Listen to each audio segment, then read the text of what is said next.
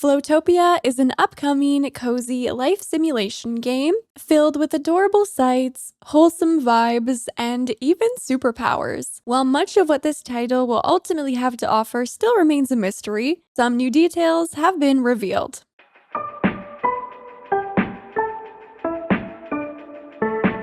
Hello friends, welcome back to my channel. I'm Sarah Sunstone, and today we have a brand new episode of Thinking Out Loud, the show where I explore a variety of interesting and exciting gaming topics and share my honest thoughts with you all. Today's hot topic is Floatopia, the ambitious life simulation title coming sometime in 2025. With new details being revealed, emerging from gameplay previews, and official developer interviews. Please shine the lovely like button if you're excited for Floatopia, and make sure you're subscribed with your notifications on to stay in the loop. Otherwise, without any further ado, let's get right into it. So Floatopia was revealed earlier this year at Gamescom and immediately captivated fans of the life simulation genre. If this is your first time hearing about the game, I would highly recommend watching my previous videos where I provide an overview of the game along with a full breakdown of the extended trailer, both of which will be linked in the description for your reference. However, to quickly sum up Floatopia, players will start a new life on floating islands and set off on a super-powered adventure, change the weather, fish in the sea of clouds, harvest crops with a vacuum cleaner, and enjoy a laid-back lifestyle with the local residents. Enjoy a high degree of freedom with island construction, explore brand new islands, and share your adventures with friends in multiplayer. While Floatopia does implement familiar mechanics, almost all of them have some sort of twist. One of Flowtopia's twists that really set it apart from other life sim titles is that everyone within the world gets a superpower, which dictates their job. However, these superpowers are given out on a first-come, first-served basis, so all the best powers are claimed very quickly. As you arrive in Floatopia, the villagers who you initially meet share that they were given underwhelming powers, but here, they now have a chance to leap forward in a new chapter of life centered around healing. Some of the first characters you'll meet include Joy, whose useless superpower is that she can't fall asleep, which means that she's always around no matter when you're wandering the island. Another character named Mystica makes the air chilly whenever they get emotional, so they can freeze things like fish. Kiwi can fit any item into a perfectly sized bag, so guess what their job was? And another character has the ability to grow plants super quickly. While these superpowers may seem useless at first, as your gameplay progresses, each ability will reveal its own charm and utility. I think this is such a fun and unique idea, and I can't wait to discover the unexpected utility for all of these powers. Apparently, these characters pilot their own islands throughout the skies and will regularly visit your island, pitching up next to your home whenever they're in the area. This confirms one of our early speculations just based on the trailer, as we can see in this shot a series of mini islands next to ours, with what we now know are the NPC homes. Day by day, different islands will come into orbit around your central homestead, with new characters to meet, along with new items and materials to discover. The latter point is particularly interesting to me because I wonder if some of these mini islands will also include diverse biomes and unique natural resources, or perhaps the opportunity to acquire new items from completing quests. Maybe some of the characters will even act as traveling merchants, selling fun clothing, decorations, and more. While it does sound like we too will be beginning the game with a useless superpower, it has been confirmed that we'll have the opportunity to acquire new abilities. Early in the Gamescom demo, players were granted a gizmo that would let them fly,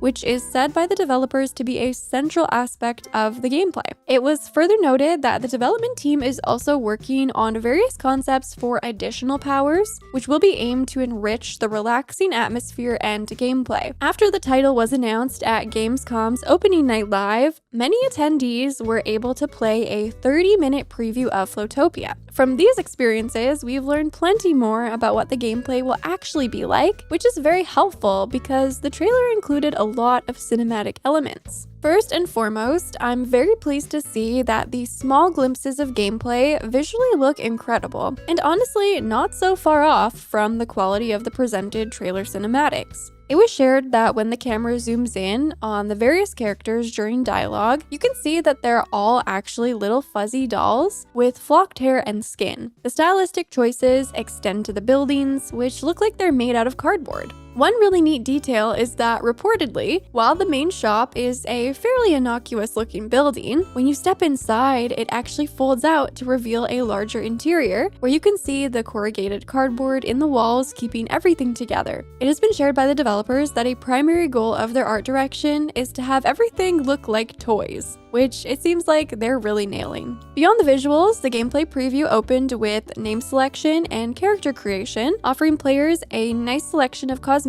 available to create their avatar, with hairstyles including some fantasy-inspired looks, such as one that resembles a fizzy glass of cola and another that emulates a Shiba Inu, with others slightly more practical, such as pearlescent pink pigtails. It does seem that there was mixed opinion on the expansiveness of character creation, some sharing they'd like to see more options, while others revealing that they spent half of their preview time just exploring all the selections. I personally imagine that regardless of opinion, there will likely be a large variety of options when all is said and done, especially with the game's overall focus on aesthetics. However, with this being an early preview, I'm sure it was more limited. Once character creation was complete, players were introduced to the island and given a housing kit, which required them to find relevant materials around the island to craft into their chosen design. It was further shared that they were able to decide where they would like to place their new home, and there was no fee or virtual debt acquisition attached to doing so, like we've grown accustomed to in similar titles. I'm looking at you, Tom Nook. Similar to the shop, apparently players' houses also open up like playsets, which is so super cute.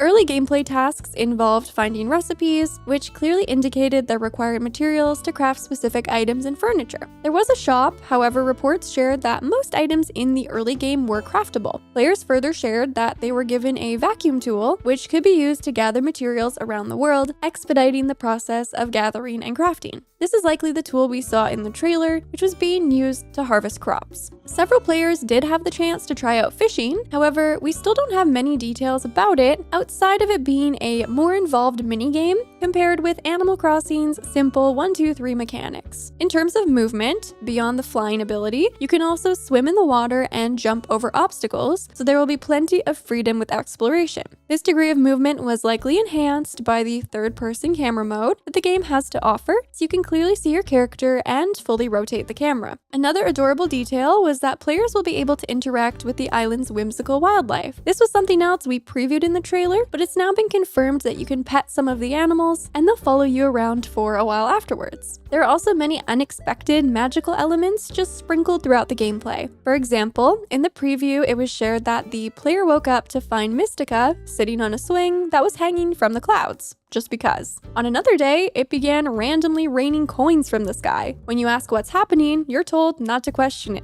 just embrace it. Floatopia will offer both social and cross-platform elements, which are entirely optional. However, the team did confirm that it is not technically possible for two players to place their islands directly next to each other, since the game is planned to be released on many platforms, offering different performance requirements. However, they did note that there are a variety of cool flying vehicles that you can use to visit your friends' islands, from hot air balloons to flying vans and cloud cars. There's something for everyone. Further, one reporter shared that the game is running on a real-life day-night time cycle similar to Animal Crossing. However, it doesn't seem that this information was gathered from an official interview and rather from initial gameplay impressions. If this is true, if you were to visit your friends who live in different time zones, their islands would be synced to a different time compared with yours, which I always found to be a fun and immersive experience when playing Animal Crossing in multiplayer. But we'll have to wait and see if this is true for Floatopia, and if so, how that will affect gameplay. Floatopia is set to release in 2025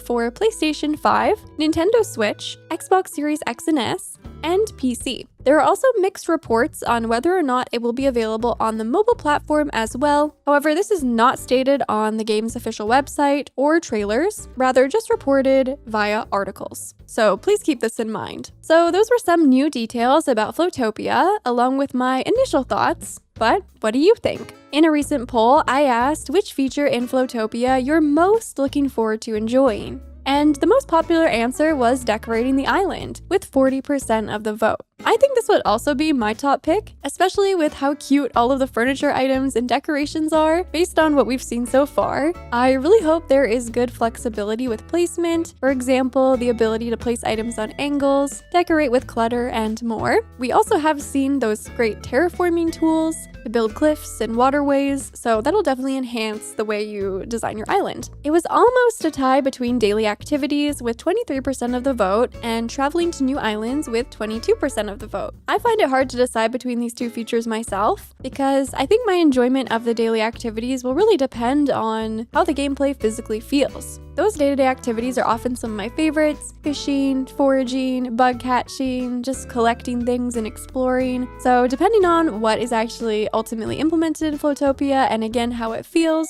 this could be another one of my favorite features. The idea of traveling to new islands is also really exciting, but it's also still not clear exactly what their benefits will be. Maybe it's just to see new sights, meet other players, collect unique resources, progress quest lines. Based on the trailer, we saw some very vibrant and unique designs when traveling to new islands, so I think this could be extremely exciting and also a way that the team can continue to expand and add on to the game over time. Finally, only 14% of you were most excited to meet the NPCs. However, I feel that this might depend on your preferred social playstyle. If you're mostly excited to share and enjoying the game with your friends, then maybe the NPCs might not be as significant compared with going in as a solo player. I'm personally really curious about all the NPCs' useless superpowers and what roles they will each play in the overall game and the story. So this would actually be my second pick after decorating. Well, there you have it, friends. I hope you enjoyed getting a closer look at some of the details for Floatopia. Let me know what you're most excited for or curious about down in the comments. Anything and everything. You know I always love hearing from you.